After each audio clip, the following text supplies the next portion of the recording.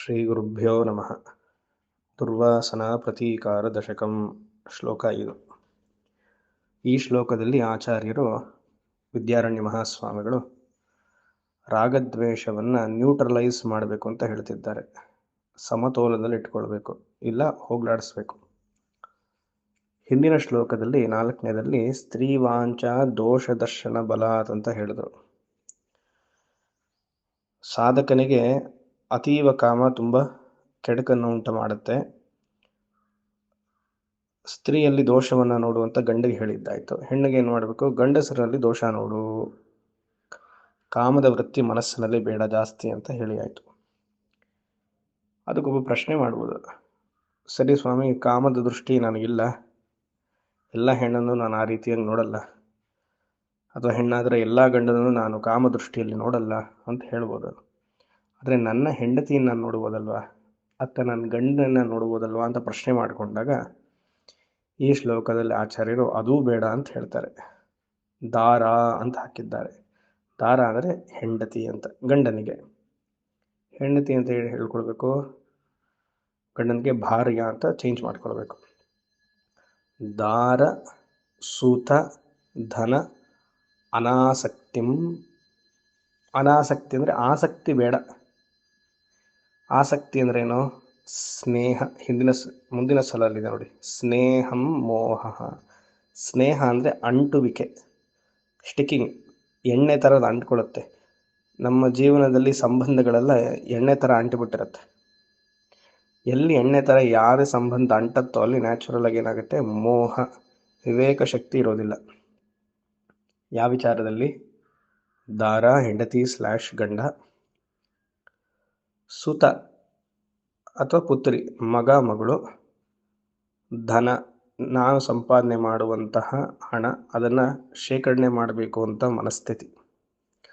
ಹಣವನ್ನು 2 ರೀತಿಯಾಗಿ ಮಾತ್ರ ಉಪಯೋಗಿಸ್ಬೇಕು. ಮೊದಲನೇ ರೀತಿ ದಾನ, 2ನೇ ರೀತಿ ಧಾರ್ಮಿಕವಾಗಿ ಅದನ್ನು ಭೋಗಿಸ್ಬೇಕು, ಎಂಜಾಯ್ ಮಾಡಬೇಕು. ಇದು 2 ಮಾಡಲಿಲ್ಲ ಅಂದರೆ 3ನೇದು ಅದು ನಾಶ ಆಗುತ್ತೆ. ಹಣವನ್ನು ಸಂಪಾದನೆ ಮಾಡಬೇಕಂದ್ರೆ ಧರ್ಮದಿಂದ ಸಂಪಾದನೆ ಮಾಡಬೇಕು, ಧರ್ಮದ ಉದ್ಧಾರಕ್ಕೋಸ್ಕರ ದಾನವನ್ನು ಮಾಡಬೇಕು, ಧರ್ಮದ ಆಚರಣೆಯಿಂದ ನಾನು ವೈಯಕ್ತಿಕವಾಗಿ ಆ ಹಣವನ್ನು ಉಪಯೋಗಿಸಿ ಸಂತೋಷವನ್ನು ಪಡಬೇಕು. ಇದು 2 ಮಾಡಲಿಲ್ಲ ಅಂದರೆ ಅದು ನಾಶವಾಗೋಗುತ್ತೆ. ಇದು ಹಣದ ವಿಚಾರ. ಮಕ್ಕಳು ಅಷ್ಟೇ. ಮಕ್ಕಳು ಯಾವುದೋ ಒಂದು ಕಾರಣಕ್ಕೆ ಬಂದಿರ್ತಾರೆ. ಅವರು ತಂದೆ ತಾಯಿಯ ಮೂಲಕ ಬರ್ತಾರೆ. ಹೇಗೆ ನಾವೆಲ್ಲ ನಮ್ಮ ತಂದೆ ತಾಯಿಯ ಮೂಲಕ ಬಂದು ಆಮೇಲೆ ಅದು ಪ್ರಪಂಚಕ್ಕೆ ಕೊಡಬೇಕು ಮಕ್ಕಳನ್ನ. ಏನೋ ಒಂದು ಸಮಾಜ ಸೇವೆ, ಒಂದು ಉನ್ನತ ಕಾರ್ಯಕ್ಕೆ ಮಕ್ಕಳು ಯಾವಾಗಲೂ ಜನ್ಮವನ್ನು ತಾಳಬೇಕು. ವೈಯಕ್ತಿಕವಾಗಿ ಒಂದು ಕುಟುಂಬವನ್ನು ಬೆಳೆಸೋದಕ್ಕೆ, ಆ ಕುಟುಂಬವನ್ನು ಬೆಳೆಸಿ ಮತ್ತೆ ಅದನ್ನು ವೃದ್ಧಿ ಮಾಡೋಕ್ಕೆ, ಮತ್ತು ಅಲ್ಲಿ ಸತ್ತು ಮತ್ತು ಇನ್ನೊಂದು ಹಾಗೆ ವಂಶವನ್ನು ಬೆಳೆಸೋದು ಅಂತಲ್ಲ. ಸೊಸೈಟಿಗೆ ಏನಾದ್ರು ಮಕ್ಕಳು ಹೆಲ್ಪ್ ಆಗಬೇಕು. ಆ ರೀತಿಯಾಗಿ ಮಾರ್ಗದರ್ಶನ ತಂದೆ ತಾಯಿ ಮಾಡಬೇಕು. ಅದು ಪ್ರೇಮದಿಂದ ಮಾಡಬೇಕೆ ಹೊರತು ಆಸಕ್ತಿ ಸ್ನೇಹ ಮೋಹದಿಂದ ಮಾಡಬಾರ್ದು. ಇಲ್ಲಿ ಆಚಾರ್ಯರು ಪ್ರೇಮ ಬೇಡ ಅಂತ ಹೇಳ್ತಾ ಇಲ್ಲ. ಆಸಕ್ತಿ, ಎಲ್ಲಿ ಆಸಕ್ತಿ ಇರುತ್ತೋ ಅಲ್ಲಿ ಸ್ನೇಹ ಇರುತ್ತೆ. ಸ್ನೇಹ ಅಂದರೆ ಅಂಟುವಿಕೆ, ಅಟ್ಯಾಚ್ಮೆಂಟ್. ಎಲ್ಲಿ ಅಟ್ಯಾಚ್ಮೆಂಟ್ ಬರುತ್ತೋ ಅಲ್ಲಿ ನ್ಯಾಚುರಲ್ ಆಗಿ ಏನು? ಮೋಹ, ಅವಿವೇಕತನ ಇರುತ್ತೆ. ಅದನ್ನು ಅನಾದರ, ಆಧರಿಸ್ಬೇಡ. ಅಷ್ಟು ಬೆಲೆ ಕೊಟ್ಟು ಸಂಬಂಧಗಳನ್ನ ಇಟ್ಕೊಳ್ಬೇಡ. ಸಂಬಂಧ ನಿನಗೆ ಬಂದಿದೆ ಅಂತಾದರೆ ಅದು ಧರ್ಮ ಮೋಕ್ಷಕ್ಕೆ ಹೊರತು ಅರ್ಥಕಾಮಕ್ಕೆ ಅಲ್ಲ. ಎಲ್ಲ ಶಾಸ್ತ್ರವು ಪ್ರತಿಯೊಂದು ಶ್ಲೋಕವು ನೋಡಿ ಏನು ಹೇಳ್ತಿದೆ? ಅರ್ಥಕಾಮವನ್ನು ತೆಗೆದುಹಾಕು, ಧರ್ಮ ಮೋಕ್ಷವನ್ನು ಮನಸ್ಸಲ್ಲಿ ಬೆಳೆಸ್ಕೋ. ಸುತ ಅಂದರೆ ಮಗ, ಧನ ಆಸಕ್ತಿಂ ತ್ವತ್ ಅನಿತ್ಯತ್ವತಃ. ಈ 3 ಶಾಶ್ವತ ಅಂತ ತಿಳಿಬೇಡ. ಹೆಂಡತಿ, ಮಕ್ಕಳು ಮತ್ತು ನೀನು ಗಳಿಸಿರುವಂತಹ ಹಣ ಕಾಲಕ್ರಮೇಣದ ಎಲ್ಲವೂ ಹೊಟ್ಟೋಗುತ್ತೆ. ವೈರಾಗ್ಯವನ್ನು ಬೆಳೆಸ್ಕೊ. ಪ್ರೇಮ ಇರಲಿ, ಅಟ್ಯಾಚ್ಮೆಂಟ್ ಬೇಡ, ಬಂಧನ ಬೇಡ. ಆ ಸ್ನೇಹದಿಂದ ಬಂಧನ, ಬಂಧನದಿಂದ ವಿವೇಕನಾಶ, ವಿವೇಕನಾಶದಿಂದ ಜನ್ಮ ಹಾಳಾಗತ್ತೆ. ಸರಿನಾ? ಸ್ನೇಹಂ ಮೋಹ ವಿಸರ್ಜನಾತ್ ಕರುಣಯ. ಎಷ್ಟು ಚೆನ್ನಾಗಿ ಹಾಕ್ತಾರೆ ನೋಡಿ. ಸ್ನೇಹ ಮೋಹ ಈ ಆಸಕ್ತಿನೆಲ್ಲ ವಿಸರ್ಜನೆಯನ್ನು ಮಾಡು. ಸಂಬಂಧಗಳಿಗೆ ಅಂಟ್ಕೊಂಡ್ರೆ ಏನಾಗುತ್ತೆ? ರಾಗದ್ವೇಷ ಬೆಳೆಯುತ್ತೆ. ನನ್ನ ಹೆಂಡತಿ, ನನ್ನ ಮಕ್ಕಳು, ಜವಾಬ್ದಾರಿಯಿಂದ ಇರಬೇಕೇ ಹೊರತು ಎಲ್ಲಿ ಜವಾಬ್ದಾರಿ ಬರುತ್ತೋ ಅಲ್ಲಿ ವಿವೇಕತನ ಇರುತ್ತೆ. ನನ್ನದು ಅಂತ ಅಂದ್ಕೊಂಡ್ರೆ ಇಂಡಿಪೆಂಡೆಂಟ್ ಆಗಿರಬೇಕು ಪ್ರತಿಯೊಬ್ಬ ಮನುಷ್ಯ. ಅವನು ಗೃಹಸ್ಥನಾಗಿರಲಿ, ಬ್ರಹ್ಮಚಾರಿ ಆಗಿರಲಿ, ಸನ್ಯಾಸಿ ಆಗಿರಲಿ, ಯಾವ ಸಂಸ್ಥೆಗಾಗಲಿ, ಆಶ್ರಮಕ್ಕಾಗಲಿ, ಮಠಕ್ಕಾಗಲಿ, ಒಂದು ಮನೆಗಾಗಲಿ ಎಮೋಷ್ನಲ್ ಆಗಿ ಡಿಪೆಂಡ್ ಆಗಬಾರ್ದು. ಗೃಹಸ್ಥನಾಗಿಯೇ ಇರಲಿ. ಹೆಂಡತಿ ಇದ್ದಾಳೆ ಅಂದರೆ ಒಂದು ಹೆಂಡತಿ ದೃಷ್ಟಿಯಿಂದ ನೋಡಿ, ಹೆಂಡತಿ ಇರೋದು ಯಾತಕ್ಕೋಸ್ಕರ? ಧರ್ಮಾಚರಣೆಗೆ ಬಿಟ್ಟರೆ, ಮೋಕ್ಷಕ್ಕೆ ಆಕೆ ಲ್ಯಾಡರ್ ಆಗಬೇಕು, ಒಂದು ದಾರಿಯನ್ನು ಕಾಣಿಸುವಂತಹ ರೀತಿಯಲ್ಲಿ ಇರಬೇಕೇ ಬಿಟ್ಟರೆ ಅದೊಂದು ವಸ್ತು ಅಲ್ಲ. ಇಬ್ರಿಗೂ, ಪುರುಷ ಸ್ತ್ರೀಗಿಬ್ರಿಗೂ ಹೇಳ್ತಾರ ಅಂತ ವಿಚಾರ. ಡಿಪೆಂಡ್ ಆಗಿಬಿಟ್ರೆ ಒಬ್ಬರು ಮನುಷ್ಯನ ಮೇಲೆ, ಅದು ಬಿದ್ವಿ. ಸ್ವಾಮೀಜಿ, ಈ ಕಾಲದಲ್ಲಿ ಈ ವಿಚಾರಗಳೆಲ್ಲ ನಮ್ಮ ಮನಸ್ಸಿಗೆ ಅಷ್ಟು ಸರಿ ಬರಲ್ಲ ಅಂತ ಅಂದ್ಕೊಂಡ್ರೆ ಏನು ಮಾಡೋಕ್ಕಾಗಲ್ಲ, ಒದ್ದಾಡಬೇಕಷ್ಟೆ. ನಿಮಗೆ ವಿವೇಕತನ ಇಲ್ಲ ಈ ಮೂರು ವಿಚಾರದಲ್ಲಿ. ಯಾವ ವಿಚಾರದಲ್ಲಿ? ಹೆಂಡತಿಯಲ್ಲಿ ಅಥವಾ ಗಂಡನಲ್ಲಿ, ಮಕ್ಕಳಲ್ಲಿ, ಹಣದಲ್ಲಿ ನಿಮಗೆ ಮೋಹ ಬಂತು, ಇಂಡಿಪೆಂಡೆಂಟಾಗಿ ನೀವು ಇರೋಕ್ಕಾಗಲ್ಲ, ಅವ್ರನ್ನ ಬಿಟ್ಟು ನೀವು ಇರೋಕ್ಕಾಗಲ್ಲ ಅಂದರೆ ಇವತ್ತಲ್ಲ ನಾಳೆ ಬೀಳ್ತೀರಿ, ಆಮೇಲೆ ಅನುಭವಿಸಲೇಬೇಕು. ಅದಕ್ಕಿಂತಲೇ ಹಿರಿಯರು ಎಲ್ಲರೂ ಇದ್ದು ಮನಸ್ಸಿನಲ್ಲಿ ವೈರಾಗ್ಯವನ್ನು ಬೆಳೆಸ್ಕೊಳ್ಬೇಕು. ಅದನ್ನು ಕೊನೆ ಸಾಲಲ್ಲಿ ಹೇಳ್ತಾರೆ ನೋಡೋಣ. ಸ್ನೇಹಂ ಮೋಹ ವಿಸರ್ಜನಾತ್, ಆಮೇಲೆ ನೈಷ್ಠುರ್ಯಂ. ನೈಷ್ಠುರ್ಯ ಅಂದರೆ ಕೀಳು ಭಾವದಲ್ಲಿ ನೋಡುವಂತಹ ಮನಸ್ಥಿತಿ. ಯಾರನ್ನ? ನಮ್ಮ ಮನೇಲಿ ಕೆಲಸದವರೆಲ್ಲ ಇರ್ತಾರಲ್ಲ, ಅವರೆಲ್ಲ ಕೀಳು ದೃಷ್ಟಿಯಲ್ಲಿ ನೋಡೋದು, ಅದನ್ನು ಬೇಡ, ಅದನ್ನು ತ್ಯಜಿಸು, ತ್ಯಾಗ ಮಾಡು. ಅದಕ್ಕೆ ಉಪಾಯ ಏನು? ಕರುಣೆಯ ಅವ್ರನ್ನ ವೆಲ್ಕಮ್ ಮಾಡು. ಮನೇಲಿ ಕೆಲಸದವ್ರು ಇರ್ತಾರೆ, ಭಿಕ್ಷುಕರನ್ನೆಲ್ಲ ನೋಡ್ತೀವಿ, ಎಸ್ಪೆಷಲಿ ಕೆಲಸದವರು.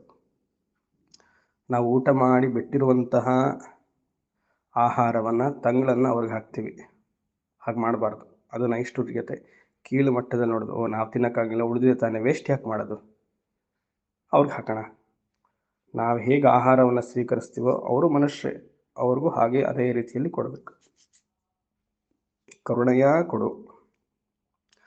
ಔದಾಸೀನ್ಯ ಸಮಾಶಯ ತ್ಯಜ ಸೃಹನ್ ಮಿತ್ರಾರಿ ದುರ್ವಾಸನ.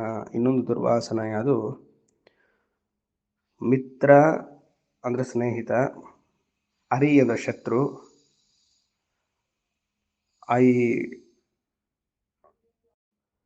ಸಹೃತ್ ಅಂದರೆ ವೆಲ್ ವಿಷರ್. ಈ ಮೂರು ವ್ಯಕ್ತಿಗಳಲ್ಲಿ ಔದಾಸೀನ್ಯನಾಗಿರು. ಸ್ನೇಹಿತ ಅಥವಾ ವೆಲ್ ವಿಷರ್ ಆದ ಅಂದ ತಕ್ಷಣವೇ ಅವನಿಗೆ ಹೆಚ್ಚು ನೀನು ಮಾನ್ಯ ಮಾಡಬೇಕು ಅಂತ ಅವಶ್ಯಕತೆ ಇಲ್ಲ. ಹಾಗೆ ಮಾಡ್ತಾ ಹೋದರೆ ಏನಾಗುತ್ತೆ? ಎರಡನೇ ಸಾಲಕ್ಕೆ ಬರಬೇಕು. ಸ್ನೇಹ ಮೋಹ. ಪ್ರತಿಯೊಂದು ಸಂಬಂಧದಲ್ಲಿ ಹುಷಾರಾಗಿರಬೇಕು. ವಿವೇಕಪೂರ್ವಕವಾಗಿ ಸಂಬಂಧವನ್ನು ಹ್ಯಾಂಡಲ್ ಮಾಡಬೇಕೆ ಹೊರತು ಮೋಹದಿಂದ ಹ್ಯಾಂಡಲ್ ಮಾಡಿದ್ರಿ ಅಂದರೆ ಮಾನಸಿಕವಾಗಿ ಕುಗ್ಗುತ್ತೀವಿ, ಅದು ಸಂಸಾರಕ್ಕೆ ಕಾರಣ. ಔದಾಸೀನ್ಯ ಅಂದರೆ ಈ ಮೋಹದಿಂದ ಎದ್ದು ನಿಲ್ಲು. ಇವನು ಮಿತ್ರ, ಇವನು ನನ್ನ ಹಿತೈಷಿ, ಆತ ನನ್ನ ಶತ್ರು ಅಂತ ಹೇಳಬೇಡ. ಅದೊಂದು ದುರ್ವಾಸನ. ಅದನ್ನು ಈ ಮೂರು ವಿಭಾಗ ಮಾಡಿದೆಯಲ್ಲ, ಇವರು ಬೇಕಾದವರು, ಬೇಡದೇ ಇದ್ದವರು ಅಂತವ್ರು ಅಂತ, ಅದನ್ನು ಎದ್ದು ನಿಂತು ಎಲ್ಲರನ್ನೂ ಒಂದೇ ಸಮದಲ್ಲಿ ನೋಡು. ಈ ರೀತಿಯಾಗಿ ಮೂರು ಸಾಲನ್ನು ಚಾಚೂ ಕಟ್ಟದೆ ಮಾಡಬೇಕು ಅಂತಾದರೆ ಸರ್ವಾನ್ ಅರ್ಥಕರಾನ್ ದಶೇಂದ್ರಿಯ ರಿಪೂನ್. ಇಂದ್ರಿಯಗಳನ್ನೆಲ್ಲ ಒಂದು ಹತೋಟಿಯಲ್ಲಿಟ್ಕೋ. ಪಂಚಜ್ಞಾನೇಂದ್ರಿಯಗಳು, ಪಂಚಕರ್ಮೇಂದ್ರಿಯಗಳು. ಪಂಚಜ್ಞಾನೇಂದ್ರಿಯಗಳು ಕೆಲವ್ರಿಗೆಲ್ಲ ಹತೋಟಿಯಲ್ಲಿರುತ್ತೆ, ಆದರೆ ಕೂತಿರ್ತಾರೆ, ಕಾಲಲ್ಲಿ ಆಡಿಸ್ತಾ ಇರ್ತಾರೆ, ತಲೆ ಆ ಕಡೆ ಈ ಕಡೆ ನೋಡ್ಕೊಳ್ತಿರ್ತಾರೆ. ಅಂದರೆ ಇದು ಕರ್ಮೇಂದ್ರಿಯ ಗಟ್ಟಿ ಇಲ್ಲ ಅಂತ, ನಿಂತ್ಕೊಂಡೇ ಡ್ಯಾನ್ಸ್ ಮಾಡ್ತಿರ್ತಾರೆ ಕೆಲವರೆಲ್ಲ, ಕಾಲನ್ನು ಅಲ್ಲಾಡಿಸ್ತಾ ಇರೋದು. ಅದೆಲ್ಲ ಅಸಂಸ್ಕಾರವಾದ ಕ್ರಿಯೆಗಳು, ವೀಕ್ನೆಸ್ ಇನ್ ಕರ್ಮೇಂದ್ರಿಯ ಅಂತ ಹೇಳ್ಬೋದು. ಇಲ್ಲ, ಕೆಲವರು ಧ್ಯಾನ ಕರ್ಮೇಂದ್ರಿಯ ಸ್ಟ್ರಾಂಗ್ ಆಗಿದ್ದು ಜ್ಞಾನೇಂದ್ರಿಯಗಳು ಕಣ್ಮುಚ್ಚಿರ್ತಾರೆ, ಮನಸ್ಸೆಲ್ಲೋ ಹೋಗ್ತಿರುತ್ತೆ ಅಲ್ವಾ. ಸರ್ವಾನ್ ಅರ್ಥಕರಾನ್ ದಶೇಂದ್ರಿಯ ರಿಪೂನ್, ಅದನ್ನು ಹತೋಟಿಯಲ್ಲಿ ಇಡಬೇಕು. ಸ್ನೇಹ ಮೋಹ ಎಲ್ಲ ಇರಬಾರ್ದು, ಅನಾಸಕ್ತಿಯಾಗಿರಬೇಕು, ಔದಾಸೀನ್ಯವಾಗಿರಬೇಕು. ಅಂತಂದರೆ ಏಕಾಂತ ವಾಸನಾಂಜಹಿ, ಒಬ್ಬನೇ ಇರುವಂತೆ ಕಲಿ. ತಿಂಗಳಿಗೊಂದ್ಸತಿ ಒಂದು 3 ದಿವಸ ಅಥವಾ ಒಂದು ವಾರ, ತಿಂಗಳಿಗಾಗಲಿಲ್ಲ ಅಂದರೆ ಒಂದು 2-3 ತಿಂಗಳು ಒಬ್ಬನೇ ಏಕಾಂತದಲ್ಲಿ ಮೌನವಾಗಿರೋದನ್ನು ಕಲಿ. ಆಶ್ರಮಕ್ಕೋ ಮಠಕ್ಕೋ ಒಬ್ಬನೇ ಹೋಗು. ನಾನು ಹೆಂಡತಿನ ಕರ್ಕೊಂಡು ಹೋಗ್ತೀನಿ, ಗಂಡನ ಕರ್ಕೊಂಡು ಹೋಗ್ತೀನಿ, ಮಕ್ಕಳೆಲ್ಲ ಬರಬೇಕು ಹೇಳಬೇಡಿ. ಅದು ಅಟ್ಯಾಚ್ಮೆಂಟ್ ತೋರಿಸುತ್ತೆ ಅಂತ ಆಚಾರ್ಯರು ಹೇಳ್ತಿದ್ದಾರೆ, ನನಗೆ ಹೇಳ್ಬೇಡಿ, ಆಚಾರ್ಯರು ಹೇಳ್ತಿರೋದು. ಏಕಾಂತವಾಸ, ಒಬ್ಬನೇ ಟ್ರಾವೆಲ್ ಮಾಡೋದು ಕಲಿಬೇಕು. ಎಲ್ಲರನ್ನೂ ಕರ್ಕೊಂಡು ಹೋಯ್ತು ಅಂದರೆ ಸಂಸಾರ, ಮತ್ತೆ ಅಲ್ಲಿ ಸ್ನಿಗ್ಧತೆ ಬಂದ್ಬಿಡುತ್ತೆ, ಮೋಹ ಬಂದ್ಬಿಡುತ್ತೆ. ಆವಾಗ ನೀವೊಬ್ಬರೇ ಹೇಗಾದರೂ ಇರ್ಬೋದು, ಅವ್ರಿಗೆಲ್ಲ ಊಟ ತಿಂಡಿ ನೋಡ್ಕೊಳ್ಬೇಕು, ವಸ್ತ್ರಗಳನ್ನು ನೋಡ್ಕೊಳ್ಬೇಕು, ಅಕಾಮಡೇಷನ್ ವ್ಯವಸ್ಥೆ ಮಾಡಬೇಕು, ಇದೆಲ್ಲ ತಲೆನೋವು, ದೊಡ್ಡ ಸಂಸಾರ. ಏಕಾಂತ ವಾಸನಾಂಜಹಿ, ಇಂದ್ರಿಯ ನಿಗ್ರಹ ಆಗಬೇಕು, ಮೋಹ ಹೋಗಬೇಕು ಅಂದರೆ ಜೀವನದಲ್ಲಿ 1 ವರ್ಷಕ್ಕೆ 1 ಸತಿ ಆದರೂ, 1 ತಿಂಗಳಾದರೂ ಏಕಾಂತದಲ್ಲಿದ್ದು ಜಪಧ್ಯಾನಗಳನ್ನು ಮಾಡುತ್ತಾ ಕಲಿ, ಮನಸ್ಸು ಒಳಗಡೆ ಹೋಗುವಂಥದ್ದಾಗಲಿ ಅಂತ ಒಂದರ್ಥ. ಇನ್ನೊಂದು ಏಕಾಂತ ವಾಸನ ಅಂದರೆ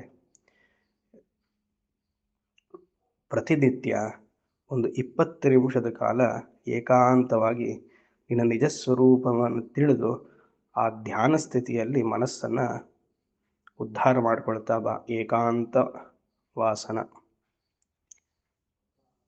ಏಕಾಂತವಾಗಿ ನಾನು ಯಾರು, ಪರಬ್ರಹ್ಮ ಸ್ವರೂಪರಾಗಿದ್ದೇನೆ, ಆ ಉತ್ಕೃಷ್ಟವಾದ ವೇದಾಂತದ ನಿಧಿಧ್ಯಾಸನದ ಪೂರ್ವಕವಾಗಿ ಆ ಧ್ಯಾನ ಮಾಡ್ತಾ ಒಂದು 20 ನಿಮಿಷ ಮಾಡ್ತಾ ಬಂದರೆ ಸತತವಾಗಿ ಅದು ಏಕಾಂತ ವಾಸನ. ಇನ್ನೊಂದು ಒಬ್ಬಂಟಿಯಾಗಿ ಇರುವಂಥದ್ದು, ವರ್ಷದಲ್ಲಿ ಕೆಲವು ದಿನಗಳ ಕಾಲ, ಎರಡಕ್ಕೂ ಅದೇ ಉತ್ತರ. ಆ ರೀತಿಯಾಗಿ ಮಾಡ್ಕೊಂಡು ಬಂದರೆ ಮನಸ್ಸು ಪ್ರಶಾಂತಗೊಳ್ಳುತ್ತೆ ಅಂತ ಆಚಾರ್ಯರು ತಿಳಿಸ್ತಿದ್ದಾರೆ. ದುರ್ವಾಸನ ಪ್ರತೀಕಾರ ದಶಕಂ.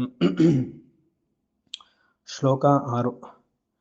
ವಿದ್ಯಾರಣ್ಯ ಮಹಾಸ್ವಾಮಿಗಳು 6ನೇ ಶ್ಲೋಕದಲ್ಲಿ ನಮಗೆಲ್ಲರಿಗೂ ಪ್ರಾಕ್ಟಿಕಲ್ ಆಗಿ ತೊಂದರೆ ಬರುವಂತಹ ದುಷ್ಟ ವಾಸನೆಗಳಿಗೆ ಉಪಾಯವನ್ನು ಇಲ್ಲಿ ತಿಳಿಸ್ತಿದ್ದಾರೆ.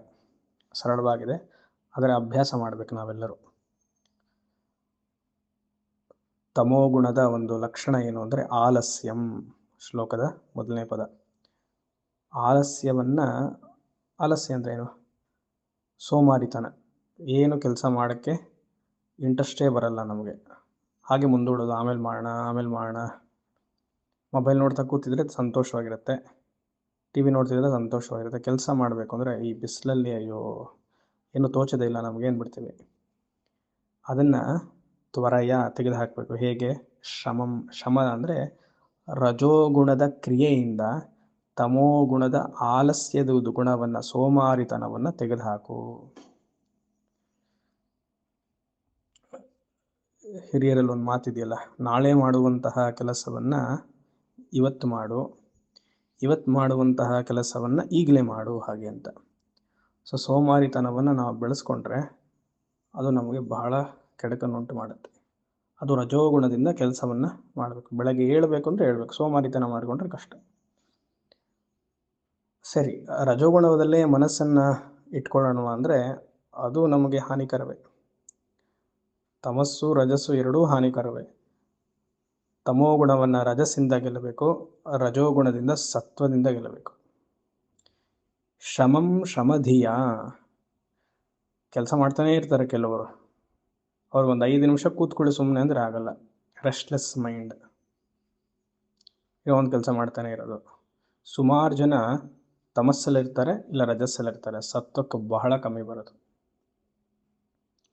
ಆ ರಜೋಗುಣದ ಪ್ರವೃತ್ತಿ ಇರೋವರೆಗೆ ಒಂದು 5 ನಿಮಿಷ ಕೂತ್ಕೋ, ಜಪ ಮಾಡು, ಶಾಂತಿ ಅಂತ ಹೇಳು ಅಂದರೆ ಅಷ್ಟರಲ್ಲಿ ಶಾಂತಿ ಅಂತ ಹೇಳಿ ಹೊರಟುಬಿಡ್ತಾರೆ. ಇನ್ನೊಂದು ಮಂತ್ರ ಕಾಟಾಚಾರಕ್ಕೆ ಹೇಳಿ, ಅಥವಾ ಪಾರಾಯಣ ಏನೊಂದು ಕಾಟಾಚಾರಕ್ಕೆ ಹೇಳಿ ಹೊರಟೋಗೋದು, ಇನ್ನೂ ಕೆಲಸ ಜಾಸ್ತಿ ಇದೆ ಅಂತ. ಹಾಗೆ ಅದೆಲ್ಲ ಮಾಡಬಾರ್ದು. ಒಂದೊಂದು ಗುಣವನ್ನು ಮೇಲ್ಮೇಲಕ್ಕೆ ಬಂದು ಸತ್ವ ಗುಣ ಪ್ರಧಾನವಾಗಿರಬೇಕು ಅಂತ ಇಲ್ಲಿ ಆಲಸ್ಯಂ ತ್ವರೆಯ ಶಮಧಿಯ. ಇನ್ನು ಹೆಚ್ಚು ಹೇಳ್ಬೋದು, ಬಟ್ ಸಾಕು. ತಂದ್ರೀಂ ಸಮುತ್ಥಾನತಃ, ಚುರುಕಾಗಿರ್ಬೇಕಂತೆ. ಸಮುತ್ಥಾನತಃ ಅಂದರೆ ಚುರುಕು, ಬೀಯಿಂಗ್ ವೆರಿ ಅಲರ್ಟ್. ಯಾವ ವಿಚಾರದಲ್ಲಿ? ತಂದ್ರ ಅಂದರೆ ನಿದ್ದೆ ಅಂತ. 8 ಗಂಟೆಗಿಂತ ಹೆಚ್ಚು ನಿದ್ದೆ ಮಾಡುವುದು, ಮಧ್ಯಾಹ್ನ ಮಲಗುವುದು, ಏನೊಂದು ರೆಸ್ಟ್ ಒಂದು ಸ್ವಲ್ಪ ಹೊತ್ತು ಪರವಾಗಿಲ್ಲ, ಒಂದು ಅರ್ಧ ಗಂಟೆ 20 ನಿಮಿಷ. ಅಯ್ಯೋ ಸ್ವಾಮೀಜಿ ಇವತ್ತು ಪೂರ್ತಿ ನಿದ್ದೆ ಮಾಡಿದೆ, ಬೆಳಗ್ಗೆ ನಿದ್ದೆ, ರಾತ್ರಿ ನಿದ್ದೆ, ಮಧ್ಯಾಹ್ನ ನಿದ್ದೆ. ನಿದ್ದೆ ಏನು ಮಾಡುತ್ತೆ? ಮತ್ತೆ ಆಲಸ್ಯವನ್ನು ಉಂಟು ಮಾಡುತ್ತೆ. ಮನಸ್ಸು ರಜೋಗುಣದಲ್ಲಿದ್ದರೆ ಅದಕ್ಕೊಂದು ರೆಸ್ಟ್, ವಿಶ್ರಾಂತಿಗೆ ನಿದ್ದೆ ಹೊರತು ನಿದ್ದೆನೇ ಆಗಿಬಿಟ್ರೆ ಮನಸ್ಸು ಚುರುಕಾಗಿರೋದಿಲ್ಲ. ಏನು ಹೇಳಿದ್ರೂ ಒಳಗಡೆ ಹೋಗೋದಿಲ್ಲ. ಯಾಕಂದರೆ ತಮೋಗುಣ ಆವಿರ್ಭವಿಸ್ಬಿಟ್ಟಿದೆ ಅಲ್ವಾ, ಆವರಣ ಶಕ್ತಿ ಜಾಸ್ತಿ ಆಗಿಬಿಟ್ಟಿದೆ. ತಂದ್ರಿಂ ಸಮುತ್ಥಾನತಃ ಚುರುಕಾಗಿರಬೇಕು ಅಂತ ಅದ್ರ ಉಪಾಯ. 2ನೇ ಸಾಲಲ್ಲಿ ವೇದಾಂತದ ತತ್ವವನ್ನು ಹೇಳ್ತಿದ್ದಾರೆ. ಭೇದ ಭ್ರಾಂತಿ. ಭೇದ ಭ್ರಾಂತಿ ಅಂದರೆ ದ್ವೈತ ಪ್ರಪಂಚವನ್ನು ಒಂದು ಕನ್ಫ್ಯೂಷನ್ ಉಂಟು ಮಾಡುತ್ತೆ. ಅದನ್ನು ಏನು ಮಾಡಬೇಕು? ಭೇದ ಭ್ರಾಂತ್ಯ ಭೇದ ದರ್ಶನ ಬಲಾತ್ ತಾಂ ಮಿಥ್ಯಾತ್ವತಃ ಸತ್ಯತಾಂ. ದ್ವೈತ ಪ್ರಪಂಚವು, ನಾವು ಕಾಣುತ್ತಿರುವಂತಹ ದ್ವೈತ ಪ್ರಪಂಚವು ಏನಿದೆಯೋ, ಪ್ರಪಂಚ ಅಂತ ಹೇಳಿದ್ರೆ ಸರಿ, ಅದು ಪ್ರಪಂಚವನ್ನು ಇನ್ನೂ ಹತ್ತಿರ ತಂದ್ಕೊಳ್ಬೇಕು. ಸಂಬಂಧದಲ್ಲೆಲ್ಲ ಪ್ರಪಂಚವೇ. ಪ್ರಪಂಚ ಅಂದರೆ ಏನು? ಭಾರತ, ಜಗತ್ತು ಹಾಗೆ ಅಂತಲ್ಲ. ನಮಗೆ ನಮ್ಮ ಪ್ರಪಂಚ ಭಾರತ ಇದ್ರೂ, ಜಗತ್ತಿದ್ರೂ, ನಮಗೆ ಹತ್ತಿರವಾದ ಪ್ರಪಂಚ ಅದು ನಮ್ಮ ಸಂಬಂಧಗಳು. ಅದು ಸತ್ಯವೇ ಅಲ್ಲ, ಮಿಥ್ಯ. ಅದು ಯಾವ ಅಸ್ತಿತ್ವವೂ ಇಲ್ಲ. ಅದಕ್ಕೆ ಸಂಬಂಧಗಳಿಗೆ ಅಸ್ತಿತ್ವವಿಲ್ಲ. ಅದಕ್ಕಿಂತ ಹೆಚ್ಚಾಗಿ ನಮ್ಮ ದೇಹ, ನಮ್ಮ ಮನಸ್ಸು, ನಮ್ಮ ಅಂತಃಕರಣಕ್ಕೂ ಅಸ್ತಿತ್ವವಿಲ್ಲ. ಅದರಲ್ಲೆಲ್ಲ ಅಂಟುವಿಕೆ ಇದೆ. ನೆನ್ನೆ ನೋಡಿದ್ವಲ್ಲ, ಸ್ನೇಹ ಮೋಹ ಇದೆ. ಅದನ್ನೆಲ್ಲ ಏನು ಮಾಡ್ಬೇಕಂತೆ? ಅದು ಸತ್ಯವಲ್ಲ, ಮಿಥ್ಯಾತ್ವತಃ ಸತ್ಯತಾ. ಇದು ಮಿಥ್ಯೆ, ಇದು ತಾತ್ಕಾಲಿಕವಾದ ತೋರಿಕೆ ಮಾತ್ರ ಅಂತ ಗೊತ್ತಾದರೆ, ಅದರ ಹಿಂದೆ ಬೆಳಗ್ತಾ ಇರುವಂತಹ ಆತ್ಮಚೈತನ್ಯವೇ ಸತ್ಯ ಅಂತ ವಿಚಾರ ಗೊತ್ತಾದರೆ ಭೇದ ಭ್ರಾಂತಿ ಹೊಟ್ಟೋಗುತ್ತೆ. ಸೊ ಭೇದ ಭ್ರಾಂತಿಯನ್ನು ಹೋಗಿಸ್ಕೊಳ್ಬೇಕು ಅನ್ನುವಂತಹ ಉಪಾಯ ಏನು? ಜಗತ್ ಮಿಥ್ಯಾತ್ವ ನಿಶ್ಚಯವ ಆಗಬೇಕು. ಭೇದ ಭ್ರಾಂತಿ ಅನ್ನೋದು ದುಷ್ಟವಾಸನ. ಆ ದುಷ್ಟವಾಸನೆಗೆ ಒಂದು ಸದ್ವಿಚಾರ ಏನು? ಜಗತ್ ಮಿಥ್ಯಾತ್ವ ದರ್ಶನಾತ್. ಆಮೇಲೆ ಮರ್ಮೋಕ್ತಿಂ ನಿಜ ಮರ್ಮ ಕರ್ಮ ಕಥಯ. ಇಲ್ಲಿ ಮರ್ಮ ಅಂದರೆ ಒಬ್ಬ ಮನುಷ್ಯನ ವೀಕ್ ಪಾಯಿಂಟನ್ನು ಎಲ್ಲರ ಮುಂದೆ ಹೇಳೋದು. ಅದು ದೋಷ, ದುಷ್ಟವಾಸನೆ. ಮರ್ಮ ಉಕ್ತಿಂ. ಉಕ್ತಿಂ ಅಂದರೆ ಹೇಳೋದು. ಮರ್ಮ ಅಂದರೆ ಗೊತ್ತಿಲ್ಲದೆ ಪ್ರತಿಯೊಬ್ಬ ಮನುಷ್ಯನಿಗೂ ಒಂದು ವೀಕ್ ಪಾಯಿಂಟ್ ಇರುತ್ತೆ. ಅದನ್ನು ಎಲ್ಲರ ಮುಂದೆ ಹೇಳಿ ನಗುವಂಥದ್ದು ಅಥವಾ ಎಲ್ಲ ಕಡೆ ಹರಡಿಸುವಂಥದ್ದು, ಆ ಥರ ಹೇಳಬಾರ್ದಂತೆ. ಅದಕ್ಕೆ ಉಪಾಯ ಏನು? ನಿಜ ಕರ್ಮ ಮರ್ಮ. ಇನ್ನೊಬ್ಬರನ್ನ ಸರಿ ಇಲ್ಲ ಅಂತ ಹೇಳೋ ಬದಲು ನಮ್ಮ ವೀಕ್ ಪಾಯಿಂಟ್ ಏನಿದೆಯೋ ಅಂತ ಹೇಳಿ ಅದನ್ನೆಲ್ಲರಿಗೂ ಹೇಳಬೇಕು ಅಂತಿದ್ದಾರೆ ಇಲ್ಲಿ ವಿದ್ಯಾರಣ್ಯ ಸ್ವಾಮಿಗಳು. ಬೇರೆಯವ್ರದ್ದು ಹೇಳಬೇಡಪ್ಪ, ನಿನ್ನ ವೀಕ್ ಪಾಯಿಂಟ್ ಏನಿದೆ ಅಂತ ನೋಡಿ ಅದನ್ನು ನೀನು ಹೇಳು ನೋಡೋಣ. ನಿಜವಾಗ್ಲೂ ನೀನು ಒಳ್ಳೆ ಮನುಷ್ಯನಾಗಿದ್ದರೆ. ನಿಜ ಕರ್ಮ ಮರ್ಮ ಕರ್ಮ ಕಥಯ ಕ್ರೋಧಂ ಸ್ವಸಾಮ್ಯೇಕ್ಷಣಾತ್. ಕ್ರೋಧ ಅಂದರೆ ಮತ್ತೆ ಕೋಪ, ಆ್ಯಂಗ್ರಿ. ಆತ್ಮಸಾಮ್ಯವಾಗಿ ಅದಕ್ಕೆ ಉಪಾಯ. ಕ್ರೋಧ ಅನ್ನುವಂಥದ್ದು ಒಂದು ದುಷ್ಟವಾಸನೆ. ಮೇಲಿನ ಶ್ಲೋಕದಲ್ಲಿ, ಮೊದಲನೇ ಶ್ಲೋಕದಲ್ಲಿ ಹೇಳಿದ್ರು, ಅದು ಕ್ಷಮೆ ಇರಬೇಕು, ತಾಳ್ಮೆ ಇರಬೇಕು. ಕೋಪ ಎಲ್ಲ ಬಂದಾಗ ಅದಕ್ಕೆ ಉಪಾಯ ತಾಳ್ಮೆ, ಹಾಗೆ ಅಂತ ಇಲ್ಲಿ ಹೇಳ್ತಿದ್ದಾರೆ. ಆತ್ಮಸಾಮ್ಯ, ಸ್ವಸಾಮ್ಯ ಅಂದರೆ ಆತ್ಮಸಾಮ್ಯ. ಈ ಕ್ಷಣ ಅಂತಂದರೆ ಕಂಟಂಪ್ಲೇಟ್. ಕೋಪ ಯಾತಕ್ಕೆ ಬರುತ್ತೆ? ರಜೋಗುಣದಿಂದ ಬರ್ಬೋದು, ರಾಗದ್ವೇಷಗಳಿಂದ ಬರ್ಬೋದು, ಆವರಣ ಶಕ್ತಿಯಿಂದ ಬರ್ಬೋದು. ನಿಜ ಸ್ಥಿತಿ ನಮಗೆ ಗೊತ್ತಿಲ್ಲ ಅಂದರೆ ಕೋಪ ಬರ್ಬೋದು. ಇಲ್ಲ ಸಂಬಂಧದಲ್ಲಿ ತುಂಬ ಸತ್ಯತ್ವ ಬುದ್ಧಿ ಇದ್ದರೆ ಕೋಪ ಬರ್ಬೋದು. ಅದೆಲ್ಲ ಹೋಗ್ಲಾಡಿಸಿ ಏನು ಮಾಡಬೇಕು? ಆತ್ಮಸಾಮ್ಯಂ ಅಂದರೆ ನಿಜಸ್ವರೂಪವಾಗಿರುವಂಥ ಆತ್ಮವಸ್ತು ನಾನಾದಾಗ ಕೋಪ ಯಾರಿಗೆ? ಮನಸ್ಸಿಗೆ, ನನಗಲ್ಲ ಅಂತ ಹೇಳಿಕೊಂಡು ಆ ವೇದಾಂತ ದೃಷ್ಟಿಯಲ್ಲಿ ಇರಬೇಕು ಅನ್ನುವಂಥ ಉಪಾಯ ಕೊಡ್ತಿದ್ದಾರೆ. ಸ್ವಸಾಮ್ಯೇ ಕ್ಷಣಾತ್ ಆಕ್ರೋಶಂ ಕುಶಲೋಕ್ತಿತಸ್ಯ. ಆಕ್ರೋಶಂ, ಸರಿ, ನನಗೆ ಕೋಪ ಬರಬಾರ್ದು, ಅದಕ್ಕೆ ಕ್ಷಮ ಅನ್ನುವಂತಹ ಒಂದು ಸದ್ಗುಣ, ಇನ್ನೊಂದು ಆತ್ಮಸಾಮ್ಯ ಅಂತ ಒಂದು ಸದ್ಗುಣ. ಇನ್ನೊಬ್ಬರ ಮೇಲೆ ಕೋಪ ಬರ್ಬೋದಲ್ವ? ನನ್ನ ಮೇಲೆ ನನಗೆ ಕೋಪ ಬರುತ್ತೆ, ಸರಿ. ಇನ್ನೊಬ್ಬರ ಮೇಲೂ ಕೋಪ ಬರುತ್ತೆ. ನನ್ನ ಮೇಲೆ ಬಂದರೆ ಹೇಳ್ತೀನಿ, ಅಯ್ಯೋ ನಾನು ಹಿಂಗೆ ಮಾಡಬಾರ್ದಾಗಿತ್ತು, ತಪ್ಪು ಮಾಡಿಬಿಟ್ಟೆ ಅಂತೆಲ್ಲ ಇರುತ್ತೆ. ಆಕ್ರೋಶಂ ಕುಶಲೋಕ್ತಿತಸ್ಯ. ಇನ್ನೊಬ್ಬರ ಮೇಲೆ ಕೋಪ ಬರೋದನ್ನು ಕಮ್ಮಿ ಮಾಡಿಕೊಂಡು ಅವರಲ್ಲಿ ಕೆಟ್ಟ ಗುಣಗಳನ್ನು ನೋಡದೆ ಅವರಲ್ಲಿ ಒಳ್ಳೆ ಗುಣವನ್ನು ಹೈಲೈಟ್ ಮಾಡ್ತಾ ಆ ಒಳ್ಳೆ ಗುಣವನ್ನು ತಗೊಂಡು ನಮ್ಮ ಜೀವನದಲ್ಲೂ ಅಳವಡಿಸ್ಕೊಳ್ಳುವಂಥದ್ದು ಆಗಬೇಕು. ಕುಶಲ ಉಕ್ತಿ. ಕುಶಲ ಉಕ್ತಿ ಅಂದರೆ ಹಿತವಚನ ಅಂತ. ಕುಶಲೋಕ್ತಿ ತಸ್ಯ ಚ ಮನಃ ಚಿಂತ್ಯಾದ ಅಪ್ರಮಾದ್ ಭಯಂ. ಮನಸ್ಸಿಗೆ ಭಯ ಹೇಗೆ ಬರುತ್ತೆ? ದ್ವೈತ ದೃಷ್ಟಿಯಿಂದ. ಅದು ಹಿಂದಿನ ಸಾಲಲ್ಲಿ ನೋಡಿದ್ವಿ. ಮನಃ ಚಿಂತ್ಯ ಅಪ್ರಮಾದೋ ಭಯಂ. ಭಯ ದ್ವಿತೀಯಾದ್ವೈ ಭಯಂ ಭವತಿ. ಎಲ್ಲಿ ಎರಡು ವಸ್ತು ಇದೆಯೋ ಅಲ್ಲಿ ಭಯ ಬಂದೇ ಬರುತ್ತೆ. ಈ ಅಪ್ರಮಾದ ಅಂದ್ರೆ ಮತ್ತೆ ಚುರುಕುತನ, ಅಲರ್ಟಾಗಿರೋದು. ಭಯ ಯಾಕೆ ಬರುತ್ತೆ? ಗಮನ ಇಲ್ಲದೆ ಏನೋ ಒಂದು ಕೆಲಸ ಮಾಡಿರ್ತೀವಿ, ಅದು ತಪ್ಪಾಗಿರುತ್ತೆ, ಅದರಿಂದ ಅಯ್ಯೋ ತಪ್ಪು ಮಾಡಿಬಿಟ್ಟಲ್ಲ ಅಂತ ಭಯ ಬರುತ್ತೆ. ಗಮನ ಇಟ್ಟು ಮನಸ್ಸು ಕೈ ಒಂದೇ ಕಡೆ ಇದ್ದು ಆ ಕೆಲಸ ಕಾರ್ಯದಲ್ಲೇ ಇದ್ದರೆ ಅಲ್ಲಿ ತಪ್ಪಾಗುವಂತಹ ಸನ್ನಿವೇಶವೇ ಇಲ್ಲ. ಅದಕ್ಕೆ ವೇದಾಂತ ಚಿಂತನೆಯಲ್ಲಿಯೇ ಮನಸ್ಸು ಸದಾ ಇದ್ದರೆ ಯಾವ ತಪ್ಪು ಮನುಷ್ಯ ಮಾಡೋದಿಲ್ಲ. ಯಾಕಂದರೆ ತುಂಬ ಅಲರ್ಟ್ ಆಗಿರ್ತಾನೆ. ವೇದಾಂತದಲ್ಲಿ ಏನು ಹೇಳ್ತೀವಿ? ಈಶ್ವರ ಎಲ್ಲವೂ ಜಗತ್ತೇ ಈಶ್ವರ ರೀತಿಯಲ್ಲಿದ್ದಾಗ, ಆ ಈಶ್ವರನೇ ನಾನಾಗಿದ್ದಾಗ ತಪ್ಪು ಎಲ್ಲಿಂದ ಬರೋಕ್ಕೆ ಸಾಧ್ಯ ಅಂತ. ವೇದಾಂತ ಅರ್ಥ ಆಗಲಿಲ್ಲ ಅಂದರೆ ಅಪ್ರಮಾದ, ಚುರುಕಾಗಿ ಹೇಗಿರ್ಬೋದು, ಭಗವಂತ ನನ್ನನ್ನು ನೋಡ್ತಿದ್ದಾನೆ, ಅವನು ನೋಡ್ತಿದ್ದಾಗ ಅವನಿಗೋಸ್ಕರ ಒಳ್ಳೆ ಕಾರ್ಯವನ್ನು ಮಾಡಬೇಕು, ತಪ್ಪು ಕಾರ್ಯವನ್ನು ಮಾಡಬಾರ್ದು, ಅಧರ್ಮ ಕಾರ್ಯವನ್ನು ಮಾಡಬಾರ್ದು ಅಂತ ಆ ವಿವೇಚನೆಯಿಂದ ಭಯ, ಮನಸ್ಸಿನಲ್ಲಿ ಉಂಟಾಗುವಂಥ ಭಯವನ್ನು ಹೋಗಿಸ್ಕೊಳ್ಬೋದು ಅಂತ ವಿದ್ಯಾರಣ್ಯ ಮಹಾಸ್ವಾಮಿಗಳು ಈ 6ನೇ ಶ್ಲೋಕದಲ್ಲಿ ತಿಳಿಸ್ತಿದ್ದಾರೆ. ನಮ್ಮೆಲ್ಲರಿಗೂ ಇದು ಬಹಳ ಮುಖ್ಯವಾದ ಶ್ಲೋಕ. ಎಲ್ಲ ಶ್ಲೋಕವೂ ಮುಖ್ಯ, ಇದು ತುಂಬ ಪ್ರಾಕ್ಟಿಕಲ್ ಆದ್ದರಿಂದ ಇದನ್ನು ಅನುಸಂಧಾನ ಮಾಡೋದು ಒಳ್ಳೆಯದು. ಹರಿ ಓಂ ನಾರಾಯಣ.